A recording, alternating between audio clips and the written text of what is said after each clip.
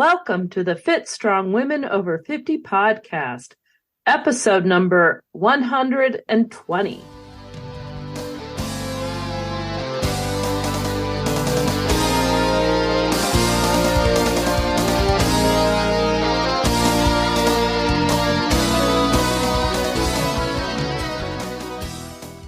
Hi, I'm Jill. Thank you for joining us today. And I'm Chris. Jill and I are the founders of the Becoming Ellie community, which is for women over 50 who are interested in being fit, strong, and healthy. We named our group Becoming Ellie because Ellie was the Norse goddess of aging who beat Thor in a wrestling match. Chris and I thought we should try to be like Ellie. You can find out more about the Becoming Ellie community and sign up for our newsletter at our website, becomingellie.com. Ellie is spelled E-L-L-I. Hey, Chris. Yeah. I have a call out today for Amy. Yay. She left us a message on one of our blog posts. This one was about making hard-boiled eggs in the Instapot. So I'm going to tell anyone who wants to know about that to go to our website. But at any rate, Amy said, "Hi, I enjoy your podcast. Listen to it when I am working out and it helps to motivate me. I'd like to hear a podcast on recipes, tips on eating healthy and staying motivated to do so. I get bored of chicken or fish and veggies. Need more variety. Thanks. Keep up the good podcasts. We appreciate them." Oh, thanks so much, Amy. That's great to hear. And I'm sitting here nodding as Jill is reading that because I get bored of chicken and fish too. I mean, it's a little bit repetitive in my diet as well. And I think that's a great idea to do a blog post about recipes that we really love and ways we change it up. Or we'll find someone to talk about it on the podcast. Yeah, I think that'd be great because I'd love that too. And thanks so much for leaving a message on the blog. I love it when our listeners chime in and say stuff to us. Feedback is always very helpful. Yes. And if I can think of any good tips on finding variety, I'll try and share it. It is a challenge. Yep. Well, today's guest is Brenda Bland. She's an endurance runner in her 60s. If you think you have to slow down when you hit 60, think again. Oh, wow. Yes. Brenda is amazing. She really makes me feel motivated. Let's go to the podcast. We met Brenda Bland in the Becoming Ellie Facebook group and knew we needed to have her on the podcast. Brenda is an endurance athlete who has been running, hiking, and biking most of her life. She took up running longer for fun in the late 90s while helping her teenage daughter get more fit and healthy. Running her first ultra in 2003 at the age of 44, Brenda has run dozens of ultras all over the U.S., which is one of her favorite types of road tripping. Brenda considers herself an average runner and has worked hard to build and maintain her health through diet, physical, and yogic exercises.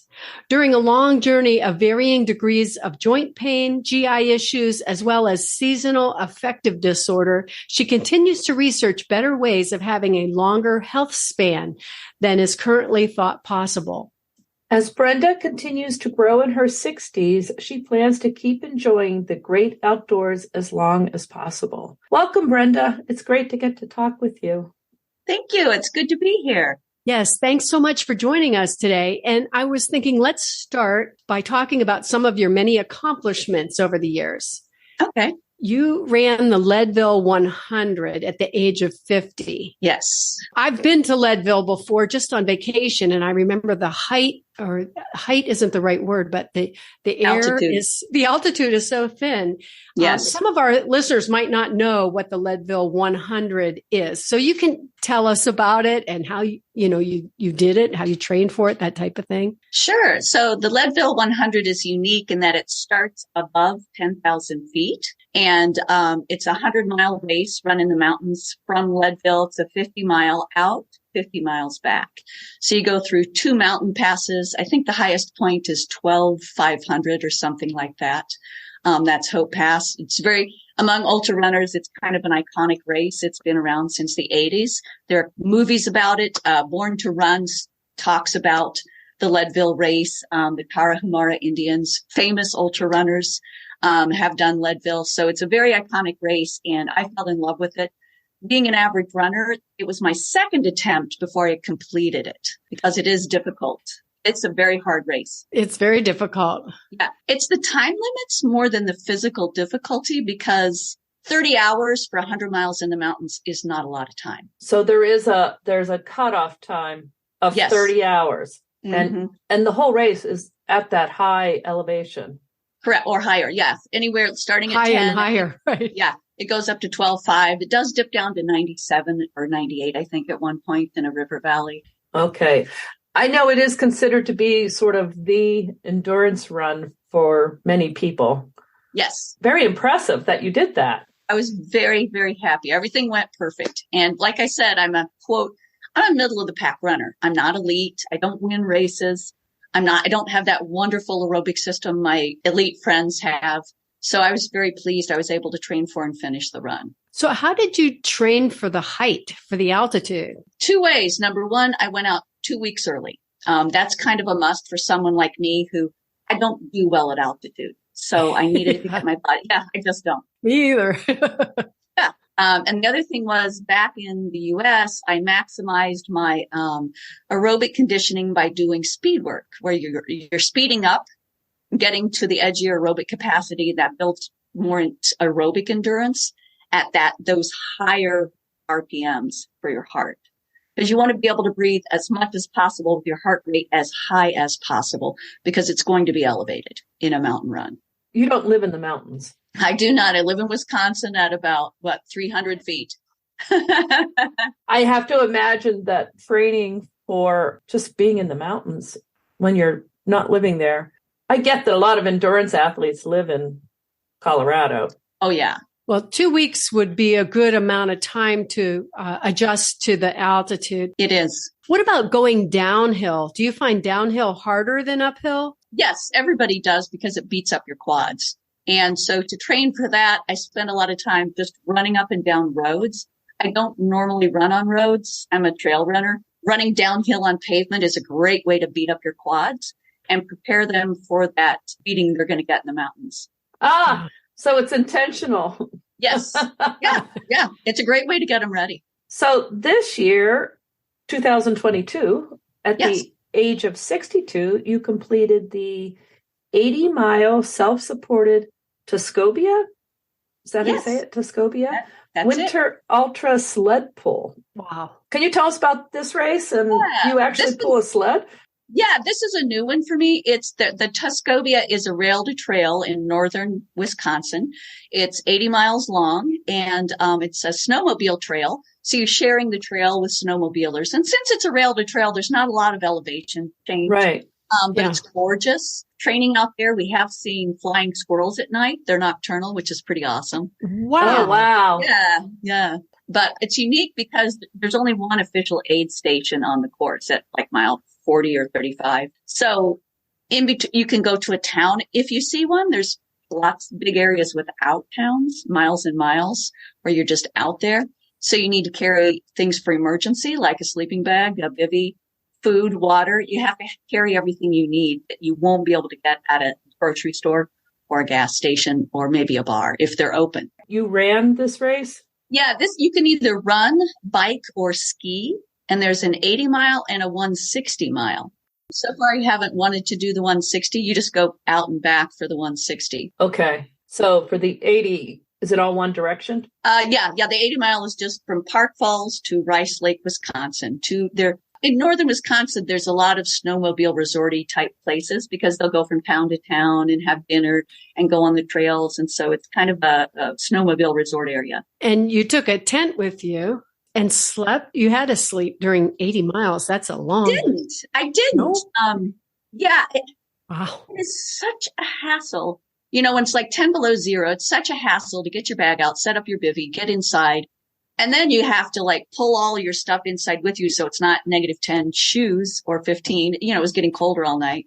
And it would just take so long. And I thought it would be better just to keep going. I don't know if that was the right choice. So how cold did it get on this race?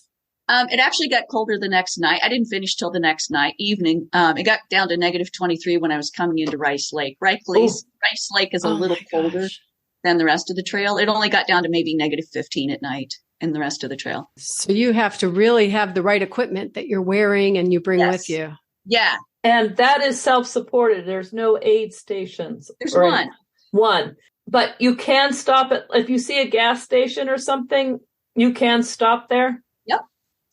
Yep. Use the bathroom. But you got to buy something. They encourage you to not be a, freeloader when you're stopping at these businesses. Sure. That makes sense. So if you stop to use the bathroom, buy a candy bar or something to drink. Exactly. Did you do it with someone else along with you, kind of a buddy, or did you fully by yourself? So this ties into my COVID issues. I don't think I've had COVID, but looking at my records, I was getting the vaccination updates.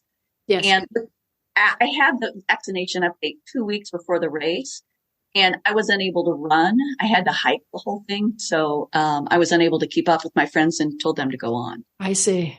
You got the vaccination 2 weeks before the race, and so therefore you couldn't run. Wow. It turns out that the Pfizer vaccines affect my breathing for up to 3 months when I was looking at my records. Yeah, my heart rate jacks up and I run out of breath at a low pace that normally would not happen. And it was kind of like, why can't I run? And I started looking at my records and I go, right. And I started seeing a pattern with that. So I don't know if other people have seen that. Well, I'm sure things would everything affects. Yes. I know, not the COVID vaccine, but I had signed up for a fitness competition at my gym and I got the shingles vaccine. Oh, that's a tough one. Yeah. Well, no one mentioned, but the next morning when I got up, I could not lift my arm over my head. So I couldn't do the competition because you had to be able to lift your arm over your head. Mm-hmm. My understanding is it also affects your system hard too. It's like it hurts more and it's harder on your body. So, the timing of it was foolish on my part to think I was going to. I just, I never even thought about it. Right. Well, sure. That's unfortunate because, you're trying to do things to improve your health. You're working so hard on your health and, but so you ended up walking most of it. How long did it take? Oh gosh, 35 hours, I think.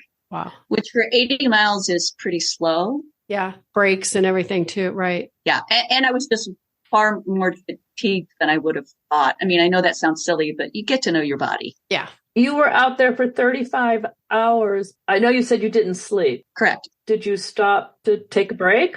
Yes, I did. Yes. It was so beautiful. Sometimes I would just stop and sit on my sled and look at the trees and the trail and the stars or the sunshine. So I did several of those breaks because, I'm doing this because I love being outside.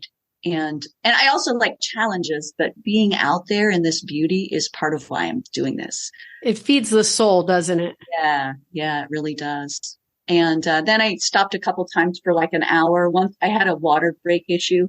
So it was an issue the whole way because then I had to put on all my extra clothes because I had wet things. Oh no, you got wet. Yeah, my bladder froze and spit up. So yeah, that's nasty. Yeah, when it's minus, it really freezes. Right, everything freezes. Wow.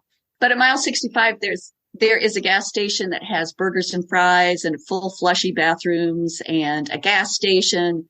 And that one was just the best place. It was warm. You even though it's fun, you kind of get tired of everything is harder in the cold.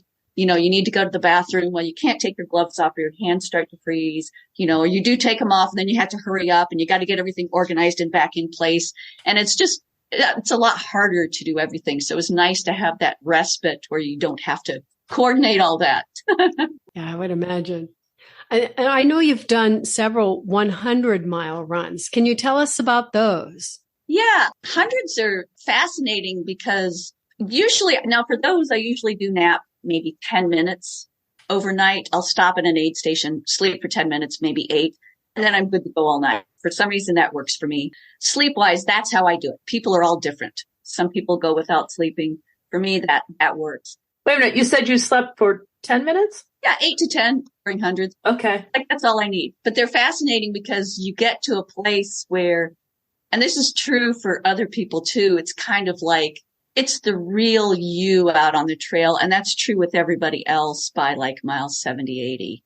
You're not getting the polite, not that people are rude, but you're getting the real person. If you ask somebody how they're doing, they'll tell you. Yeah. How they're really doing. And it's usually, and it's fascinating because that process is going inside you, and you have all of these things that may come to the forefront, and it's just you in the dark. Because I usually run alone. It's you in the dark. It can be cathartic. Yeah, you really get to know yourself and your body. And yeah, how are those races or runs? I'm not sure which. How are they organized? Some of these are official races, like the Leadville 100's an official race. You go sign up on the website. I'm trying to think of the word fat ass is a word for a self-organized unofficial run. So I've done the fat ass style 100s and 30s and 40s. You know, you will do those to train for these other events. Or sometimes like this summer, my girlfriend goes, I want to do 100. And I was like, okay, schedule it. Let's do it. And we did 100 miles. We had it mapped out with our aid stations. And so it just depends on what your goals are, how hard you want to run. Do you want to pay $300 for a 100-miler? Yeah, that's right. There's fees on these organized races. Well, but they do take care of setting up the aid station. Yes, yeah, which is really nice. Doing it on your own is a lot of work because you got 100 miles of food to figure out. Right. Yeah, trying to fuel for that. And do you switch shoes at any point, or do you keep the same shoes the whole run? Up to 50, I'm usually in the same shoes. I think last year at Tuscobie, I didn't change because it's so cold. You don't really get the swollen feet you do in hotter weather. Hundreds, I usually change my shoes between 60 and 70, but you know, if it's a colder run, I might not, but I'll have them there usually for 100. Sometimes you just get sick of everything and you just change your shoes because you're sick of everything. So if you're running trails and you're running long distances, yeah. What kind of shoes are you using? Now that I'm older, I'm using the Hokas with the maximum cushioning. They're a stiff trail shoe, but they have a lot of cushioning. And I have a variety of shoes I use. Like I love Topo. Topo is a fantastic shoe, but they don't have enough support for over 20 miles. I have some great New Balance that are minimal that I use for shorter distances. So I'm running barefoot and I'm using all these other shoes to strengthen my feet. But frankly, at 63, I probably don't have hardly any fat pads on my feet. Right. Arthritis. You know, everybody's got it at my age. And so I use the very cushy shoes for over 20 miles. 30, I'll use the softer cushion shoes. Okay. But they are trail shoes. Oh, yeah. Yeah. Yeah. So they've got the lugs and they're a stiffer sole. So your feet aren't, you know, you're not getting a lot of play in your forefoot. You haven't had any problems with blisters or anything like that with those kind of? The only time I blister nowadays is if I do something wrong, like I bring the wrong shoes that are a size too small to a race. That would do it. Gosh, these look just like my 9.5s, but they sure don't feel like them. Yeah. Yeah, it's crazy how many shoes can end up in your closet, right? I just purged because at that same race, I realized all my shoes had way too many miles on. Right. That's what happens with your favorite shoes. I know that's what happens for me. I don't want to replace them. Yeah. Yeah. But no, I have blistered in the past. I know where I blister. And so for places that I blister, I'll tape my feet. And that works fine for me. I wear the Injinji toe socks. So I'm good up to 30 or 40 miles usually without taping. If I'm doing 50, I might tape my feet. Definitely for 100, I'll tape. Oh, okay. Yeah. And you said that many of the ultra runs that you've done are called fat ass style runs. Yes. And what did you say that stood for? Well, it's... Explain a fat ass run to me again. Here's a little ultra running history. So back in the old days, ultra runners, it was a very loose group of 4,000 people in the United States. And so there was a culture around it that was very casual. Traditionally, during Thanksgiving and the holidays, people gain a little weight. They're running less, you know. Right. Everybody does that. And then fat asses were traditionally 50K runs the first week in January. Oh. And they were free 50K runs where you would run your fat ass off. Okay.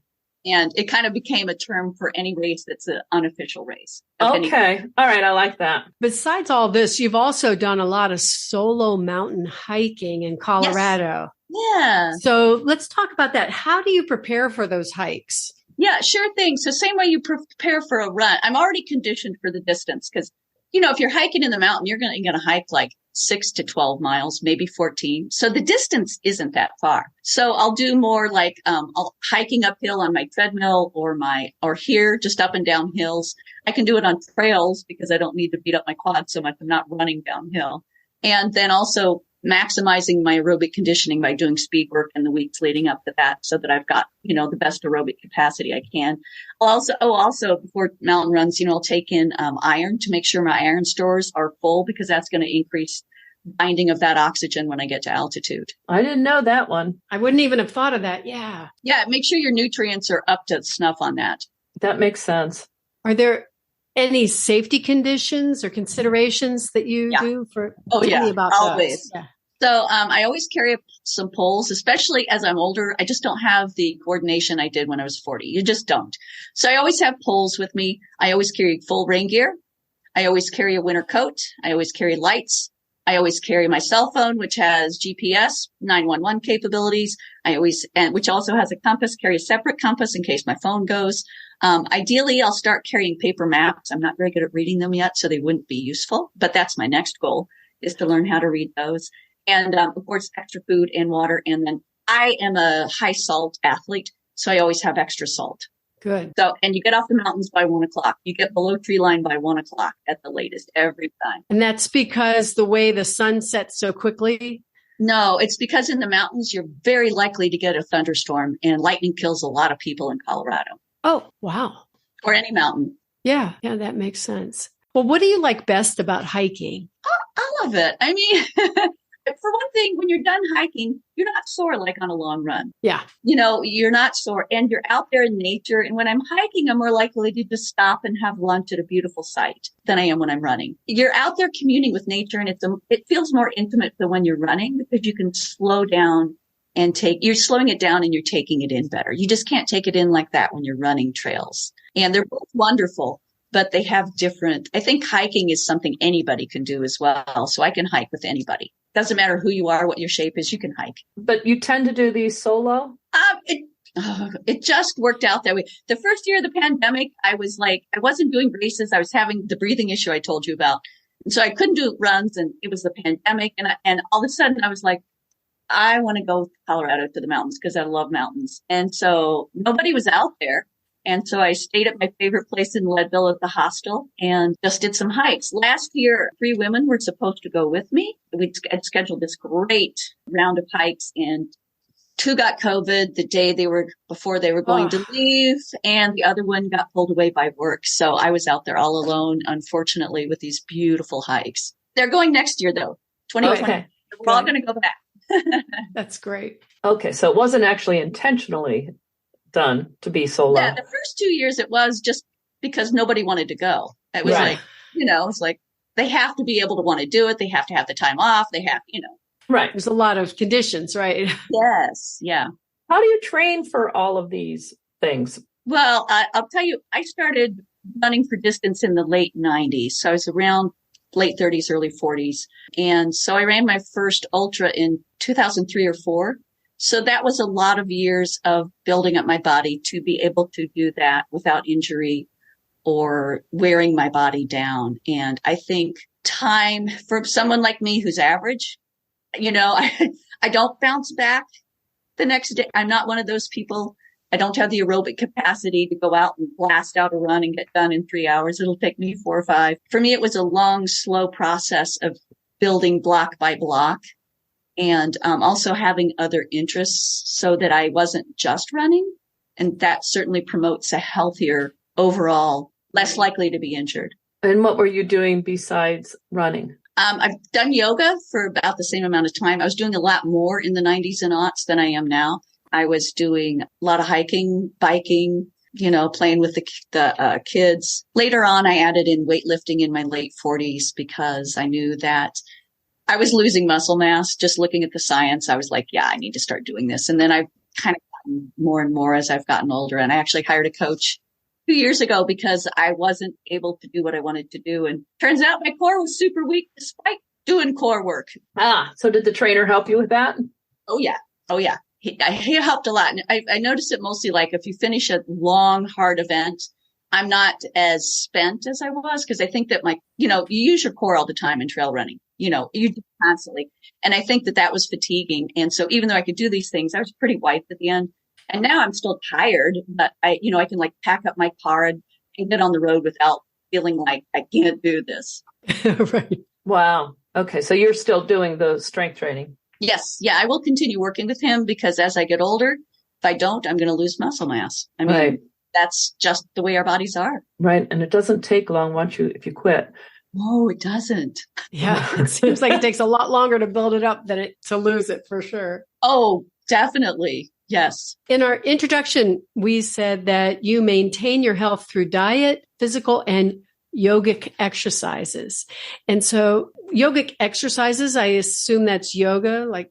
Yeah. Yoga's got both the physical component as well as the mental component and the spiritual. So that's what I meant by physical. And, it's got all different aspects. So, and does that help you stay in shape to avoid injury? Yeah. And it makes me more in the present and reminds me of those things. So it's a mental health building as well. Have you had to deal with injury? Nothing major, to be honest. I've been very fortunate. I haven't really, like right now I'm dealing with a little cold thing in my rear, but I can still hike and run.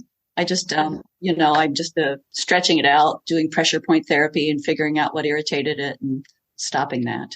Okay, but nothing that has really stopped you from doing what you want to do. No, I haven't had that happen. Besides the training, you have to fuel for all of these events. Yes. And so let's talk about how you eat. Sure. What do you do, one, to maintain your health? And do you eat a particular way? I certainly do. Back in the 30s, I started having a lot of physical issues, joint pain, fatigue, malaise, a little bit of breathing issues.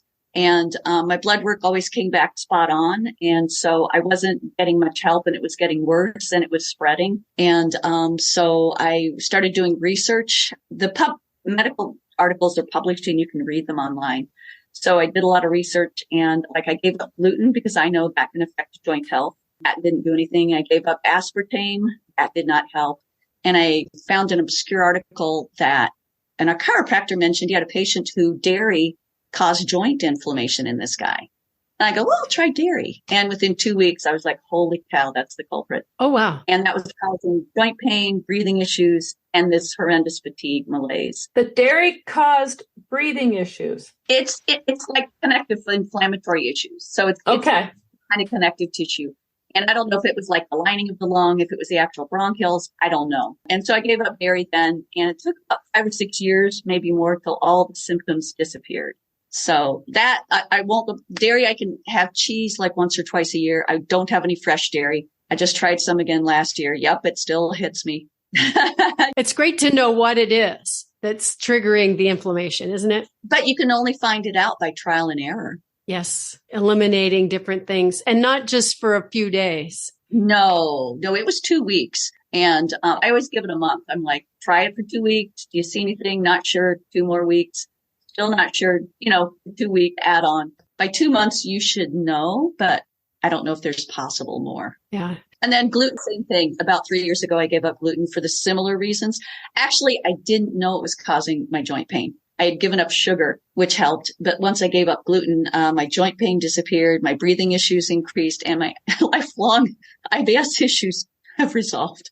All right. That's interesting. So at this point, you're not eating gluten or dairy. Sugar? Correct. Yeah, I am, because I can tolerate more sugar now that I gave up gluten. So yeah, it's very naughty, and sugar's terrible for you, but so good. But if that's not the thing that's causing the problem, that's I know. So I usually bring my own food to these events because they don't normally happen to have dairy-free, gluten-free, nut-free treats for me. Right. There's a lot of things. Okay. So you're nut-free as well. Yeah, that just happened a few years ago. All of a sudden, I'm allergic to nuts. So when you asked about feeding, it's evolved over the years. Yes. To everything. Yeah, your body does change. It's true. It does.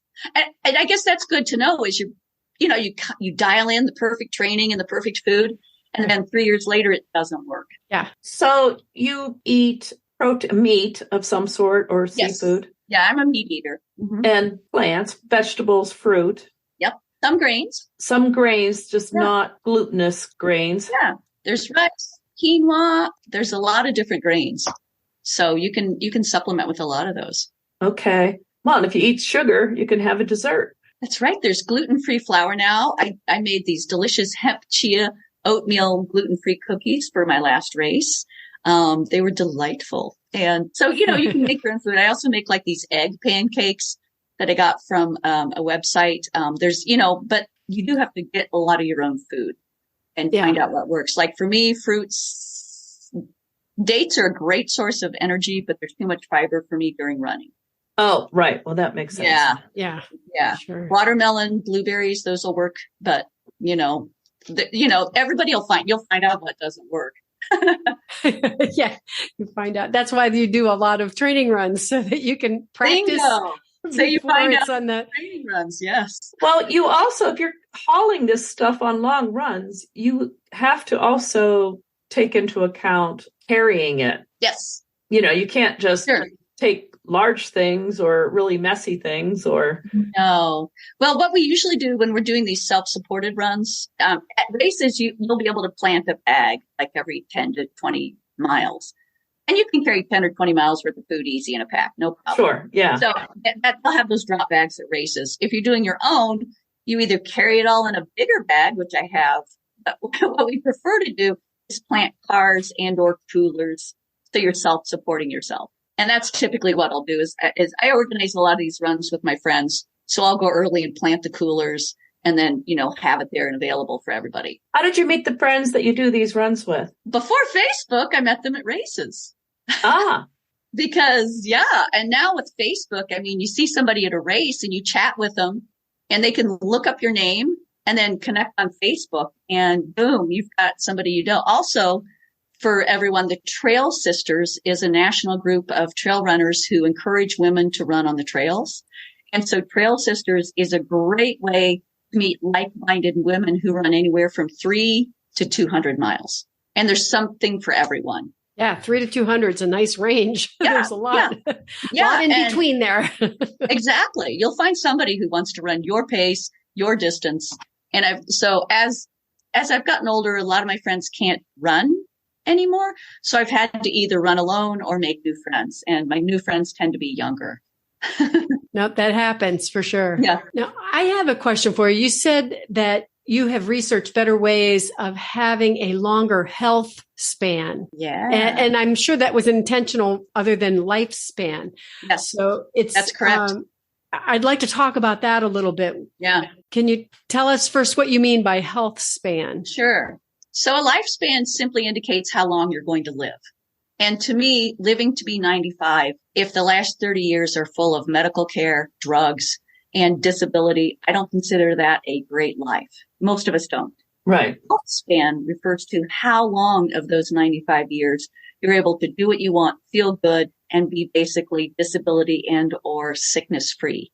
And what we want to do is maximize. Now, I don't know that we can completely eliminate that last section where we're sick. Although, Sure. Do you remember Jack LaLanne? Yeah. He was doing fingertip push-ups at 95. He finally died of pneumonia. But it was a short hospital stay and he was done. He was doing, right. His health span was well into his late 90s. So it is possible, right? Yeah. I should have watched him more as a child. It's all online. You can go Is now. it Jack LaLanne is online? Yes. He was the first one, white sugar, white flour, white death type thing.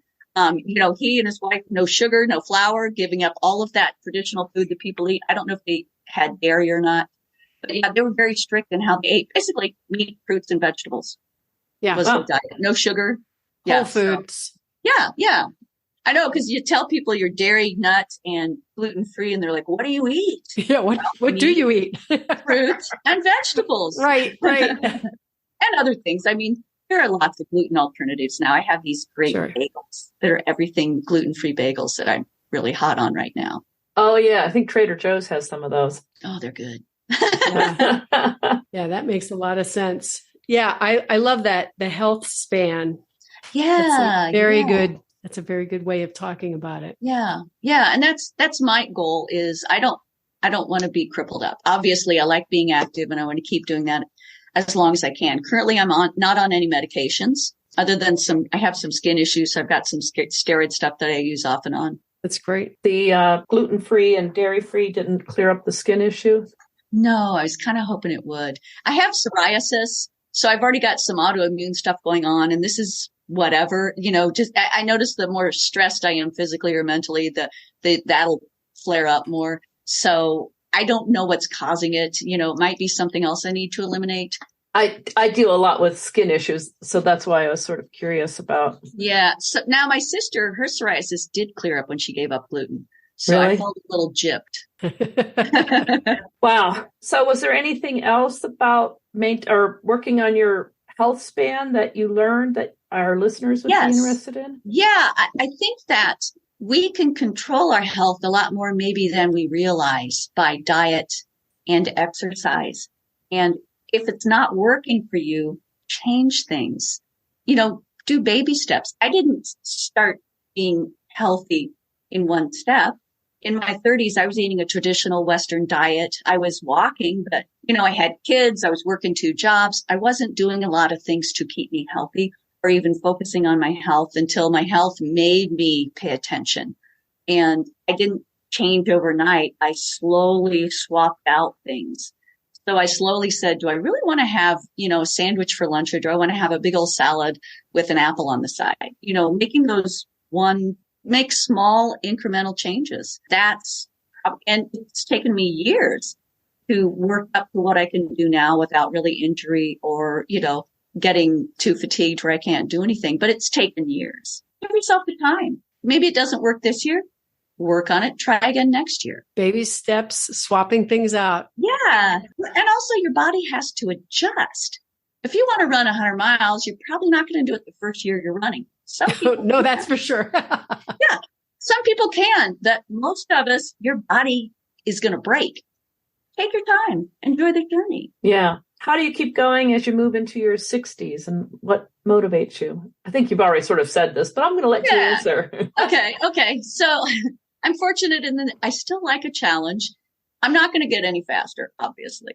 I'm not going to PR, but guess what? I can see what I can still do at 63. How fast can I finish this at 63? So there's a little bit of that. And then number 2, I enjoy being out on the trails yapping with my friends. And I enjoy the mental aspect of planning these. Fun for me to plan these out and what we're going to eat and where we're going to stop and how I'm going to pick up 6 people over 40 miles and get them fed and get them water.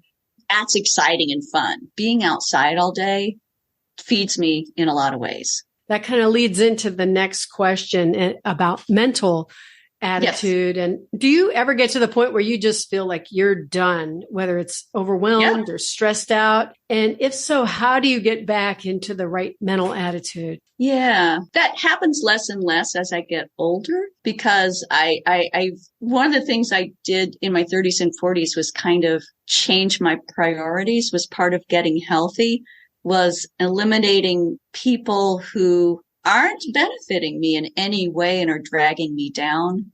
And if it's family whom I can't really get rid of, learning healthier ways to handle those differences we have. Sure. So I've gotten so much better at dealing with those things. I rarely get overwhelmed now. But once again, I didn't start that way. It took many, many years of learning better ways of dealing with that inside. I'm not going to change anybody. Like meditation type things, or it's more, meditation. And also it's like, wow, that conversation went south really fast. How did I contribute to that? I can't change this person, but I can change how I react to them. That's a really nice way of looking at it, is what was my part of this. That's all I can change. Right. But most of us tend to get irritated with other people. And of course. Yeah. Of course, it's always their fault. I do too. But part of that meditation makes you stop and go, okay, I'm irritated with them. Is it me or is it them? First off, am I irritated just because I'm in a bad mood? Or are they kind of nutty? Okay, they're nutty, but how do I deal with nutty people? Yeah, the situation. Snapping at them isn't productive. Right. Yeah, that escalates everything, doesn't it? Yeah. Yeah. And as you get better at that, you don't go down that path more and more. And so there's less stress. And so start with, once again, baby steps. You're not going to start by fixing your relationship with your mother, if that's where your issues are. But you're going to start by having one less argument a month or whatever, baby steps. Yeah. Or eliminate the people that you can who irritate you. That was actually really beneficial. It's like, this person is not in my family. They're not benefiting me. They're kind of on the periphery. They're kind of toxic. I just need to gently let that go. If you could give our listeners some advice, what would it be? I would say move and eat well. You don't have to be perfect. You don't have to do it all overnight. Keep moving, whatever you do, and keep exploring your diet so that you will maintain your health as long as possible. And find what you enjoy and do it. You don't get another chance. Oh, that's true. That's exactly right. We met through the Becoming Ellie, the private Facebook group that we have. In that group, we have a variety of women of various ages doing lots of interesting things. Yeah. So do you find the group helpful? I do. I remember running my first 5K and listening to someone talk about, I just did that, is still invigorating and motivating to me. I mean, I know that feeling. It doesn't matter what you do. The first time you do it is so motivating. Yes. And, I remember my first 5K, just how terrified I was of showing up and doing it. Yeah. After you do it a couple of times, it becomes much more routine. But that feeling when you first start of being afraid and two, doing it. And then it is a glorious feeling. Yeah. Yeah. When you start and you're scared and you don't know, and then you do it, what a feeling. It's totally worth it. Very cool. If people would like to follow you or see what you're doing, is there a place online they could do that? Yeah, I'm on Instagram. I'm still learning how to use it. I'm an old dog, so it's coming slow. I probably have more connections on Facebook, although I don't post my activities there so much because, most people aren't really interested. Unless you're a runner, you're not really interested in that. So no, right.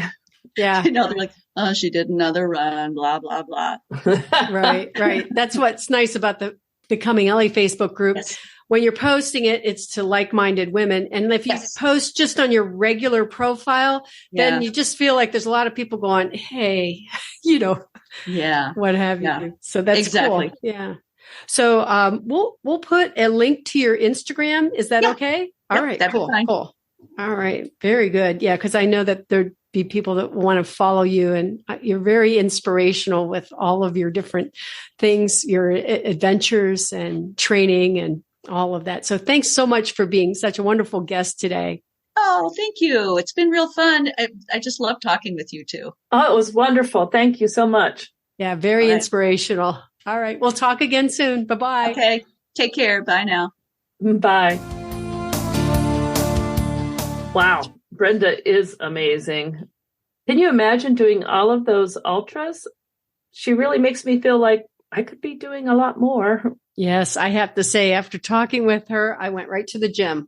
There's something about this that was like, I think the thing that really sticks with me is when she doesn't talk about lifestyle or lifespan. She talks about health span. And that really resonated with me. That's something that is definitely a goal of mine. Yes, I've talked about that idea with people, but not necessarily using that term. And I liked it because that really is what you want, is to be strong and healthy right up to the end so that you don't have years of illness and the last third of your life or the last quarter of your life or whatever your lifespan is, to have it be healthy and fit and not struggling. Right. We want to be like Ellie. We want to be like Ellie. And Brenda. Exactly right. And Brenda. Man, yeah. She's just, if you are just listening to this on your phone or what have you, and you didn't go to the website to see the pictures, her pictures are amazing. And I'm going to make sure that they're all in the blog as well as loaded into the podcast. They are great pictures. Inspiration all on their own, right? Yes. And personally, I found what she had to say about eliminating types of food, trying to do that for 2 weeks, at least 2 weeks, maybe a month, and seeing what happens. I thought that was interesting because I too deal with skin issues and all the time. And I'm pretty sure that it's at least somewhat food related. Right. And I think trying what she said, instead of eliminating everything all at once and then trying to introduce them in again, that's hard. I've tried that and I really bungled the introducing them back in. So I think removing. I don't know. I think you did a really good job when you were doing the elimination. I did a good job on doing it, but then I had to introduce things back in. And other than thinking, hey, these strawberries made me kind of itchy, that was about it. Yeah, she did have a really good plan for doing that. Yeah. You know, when she talked about dairy, I've eliminated a lot of dairy, but I haven't really got rid of all of it. And I think that's really the key. And it's not just for a couple of days.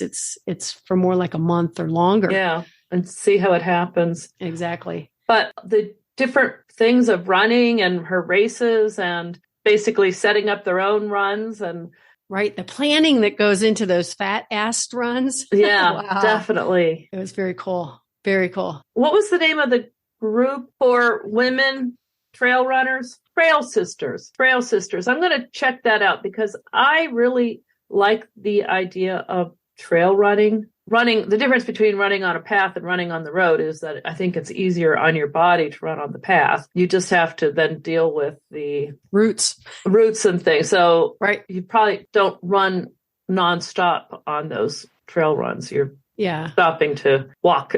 Or in her case, when she ran a 100-mile run and then she took a nap for 8 minutes, I thought, oh my gosh, if I stopped for 8 minutes and then got going again, that was amazing to me. Did I understand that right? An 8 minute? She stopped and slept for 8 minutes. I don't know how you do that. And I loved how she said, you get to know the real you at 70 to 80 miles into something. And I'm thinking, there's no faking it at that point. I'll bet that is true, that you can't really hide things from yourself when you're out there doing that. Or anybody else at that point. Yeah. Very cool. She's just a neat person. And it was really neat that she's part of the Becoming Ellie group. So I encourage anyone who's listening, if you're thinking about joining, all different fitness levels, people join for different reasons, but it's a really encouraging community that it's fun. It really is. If you're on Facebook, feel free to sign up at our Facebook private group. Yes, we would love to have you. So you can reach us at our website, becomingellie.com, or on any of our social media accounts. You can find us obviously on Facebook and Instagram, Twitter, Pinterest, LinkedIn, and YouTube. And we have also set up an account on Mastodon, but we're still figuring that one out. Oh, yeah, that's very true. And if you're a Mastodon user, please feel free to share any tips with us. You know, recently Twitter's been unusual to say the least. And I don't want to lose the folks that have that follow us on Twitter. So, but be sure to join our private Facebook group where we encourage and support each other, because that's where we met Brenda and many other folks as well. Yes, it was great talking with you today, Chris. I'm looking forward to our next episode of the Fit Strong Women Over 50 podcast. Me too. See you next time. Bye-bye. Bye.